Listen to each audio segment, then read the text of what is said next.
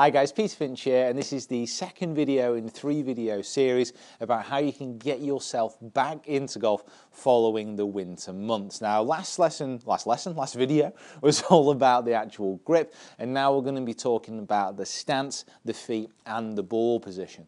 Now, the grip's obviously incredibly important because it's your only point of contact with the club, but your feet are the only point of contact with the ground, and it's the ground from where you're drawing up all your energy and all your power. So if something's going wrong at that point within your technique, other aspects of the technique will suffer as a result.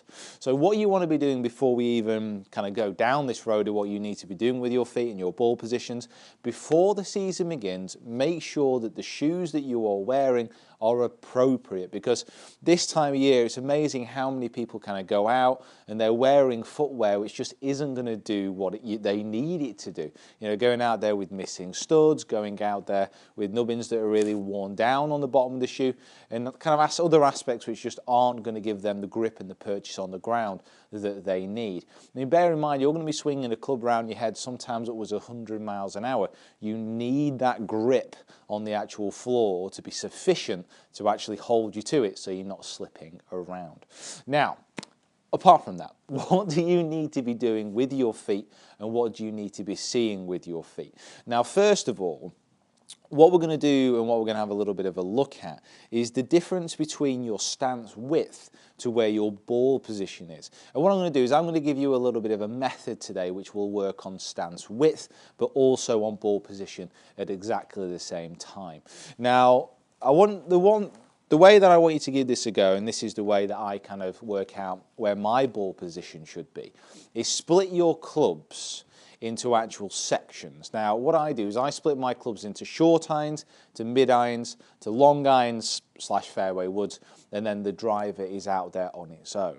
Now, the short irons I class as my wedge, my 9-iron, and my 8-iron.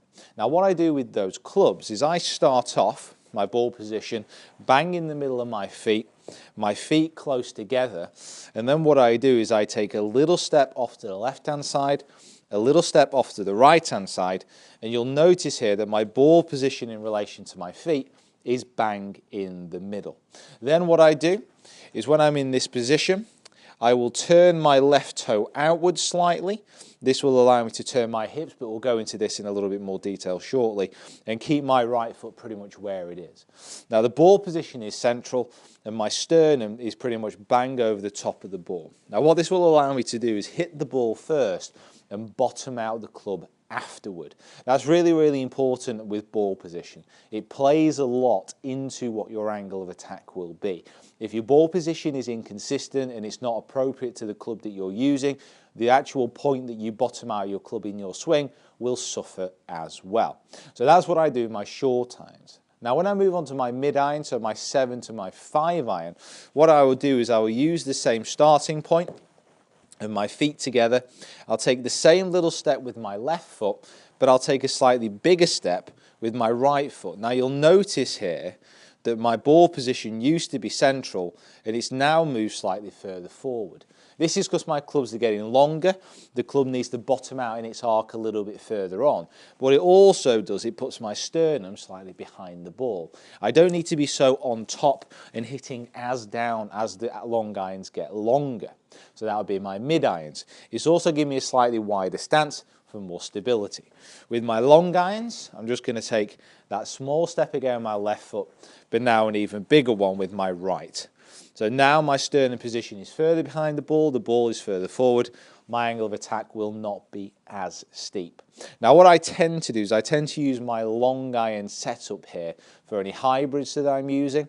For my 3-wood position, I will give myself maybe a little bit more room to the right-hand side with both my feet, but it depends on the shot I'm going to play, and we'll go into that a little bit as well. And with the driver, that's the real big difference of what I'm doing with my feet. With my driver, the ball position, again, right in the middle of my feet. I'm going to move the left foot out very slightly, finding the left foot out, but then take a nice big step with my right foot. And you can see here, I'm a long way behind the ball. My sternum, my swing center is behind, and this is going to allow me to actually hit up on the shot a little bit more. Now, that's what I want you guys to have a go with as far as your foot positioning is concerned, but there are kind of variations that you can use to hit lots of different types of shot. So like I said, I've got my 8-iron here, and what I'm going to do is I'm going to use my normal setup to begin with. My left toe is fanned outwards, which will allow me to move weight and actually rotate my hip out the way, and my right foot is still pointing quite straight forward. In some respects, I don't mind if the right foot is pointing a little bit out to the right-hand side as well, so it's fanned slightly open. That can often help with hip mobility for people who may struggle with that, but that's a little bit worth it kind of experimenting with. So it's a little step with my feet. My ball position here is central, and I know if I put a decent swing on this, my flight is going to be pretty much kind of neutral. It's not going to be kind of moving too high or too low, and it's just going to creep on the side of the green.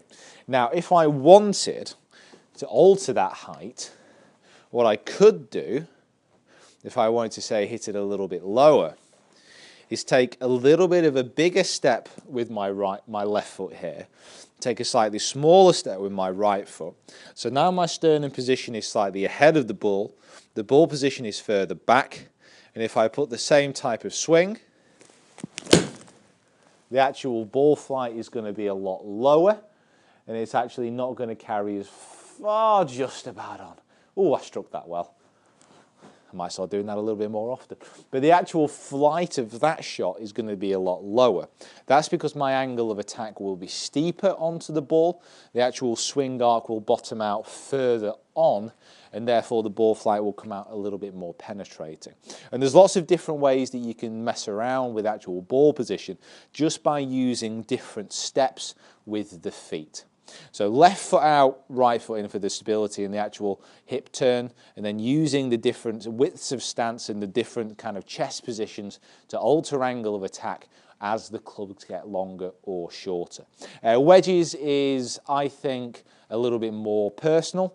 I don't think I'd ever have a ball position which is more further forward than centre in my stance with a wedge, unless I'm specifically trying to hit a really high floppy shot. But I will leave you guys to experiment with that, and there's loads of different videos I've done on ball positions with wedges in the past. Right guys, thank you so much for watching. Please subscribe to the channel if you haven't already. Follow me on my other social media platforms as well, and stay tuned for the last video, which is on posture. Right guys, thanks for watching, and we'll see you next time.